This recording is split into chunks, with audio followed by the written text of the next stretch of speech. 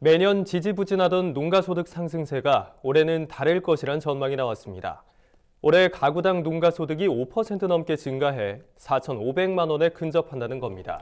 네, 올해부터 본격적으로 도입되는 공익직불제가 농가소득 상승을 견인할 거란 분석입니다. 강창호 기자가 한국농촌경제연구원이 개최한 2020 농업전망대회에 다녀왔습니다. 올해 가구당 농가소득이 지난해보다 5.3% 증가한 4,490만 원으로 4,500만 원대에 근접할 것이란 전망이 나왔습니다. 최근 반복되던 1%대 농가소득 성장률이 깨진 겁니다. 한국농촌경제연구원은 22일 서울 잠실 롯데호텔에서 농업전망 2020 대회를 열고 이 내용을 발표했습니다. 농가소득의 성장세를 이끌 공신은 바로 공익직불제 도입입니다. 올해 공익직불제가 도입되며 이전 소득이 큰 폭으로 증가할 전망입니다. 올해 이전 소득은 1,144만 원으로 지난해보다 15.2%나 늘어날 것으로 예상됩니다. 이전 소득은 쉽게 말해 생산에 기여하지 않고 농가가 정부로부터 받는 수입을 뜻합니다. 정부는 쌀 변동 직불금을 제외한 대부분의 직불금을 이전 소득으로 분류하고 있습니다. 한편 올해 농업소득은 농업 조수입이 증가할 것으로 예상됨에 따라 지난해보다 1.4%가량 소폭 증가한 1,295만 원으로 전망됩니다. 올해 농가들이 농산물을 팔아서 손에 쥐는 돈이 지난해보다 늘어나지만 큰 변화는 없는 겁니다.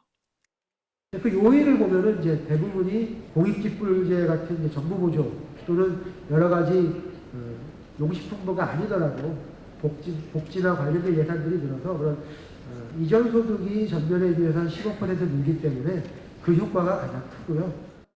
올해 우리나라 농업 경쟁력은 지난해보다 악화될 전망입니다. 농업 구입 가격 상승폭이 농가 판매 가격 상승폭을 웃돌아 농업 교역 조건이 악화될 것이란 분석입니다. 올해 농업 구입 가격은 국제 유가가 비싸지며 영동 광열비 부담이 커지고 인건비와 임차료가 비싸지면서 지난해 대비 1.2% 높아질 것으로 예상됩니다.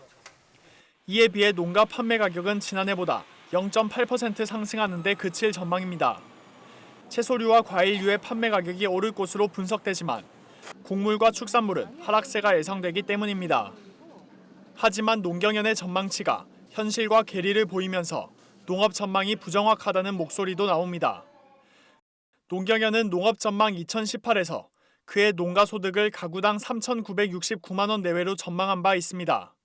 하지만 통계청의 조사 결과 2018년 농가 소득은 가구당 4,206만 원인 것으로 드러났습니다. 농경연은 지난해 농가 소득을 4,006만 원으로 전망하며 농가 소득 4천만 원대 진입을 자축한 바 있는데 실제로는 직전 해의 농가 소득이 이미 4천만 원을 돌파한 겁니다. 한편 이날 행사에는 올해 우리 농업과 농촌을 둘러싼 여건을 살펴보고 앞으로의 농업 전망을 듣기 위해 농민과 농업계 인사 등 1,800여 명이 참석해 성황을 이뤘습니다. 농업 부분의 주요 품목에 대한 농산물 가격과 생산에 대한 어떤 전망을 해보고요. 거기에 따라서 농업인이 생산 전망과 그 가격 전망을 고려해서 그 영농 계획에 참여하면 되겠고요. 올해도 인건비 등 농업 경영비 부담이 커지며 농민들에게 쉽지 않은 한 해가 예상되는 가운데 농경연의 전망대로 농가소득 4천만 원 중반 시대가 열릴지 귀추가 주목됩니다.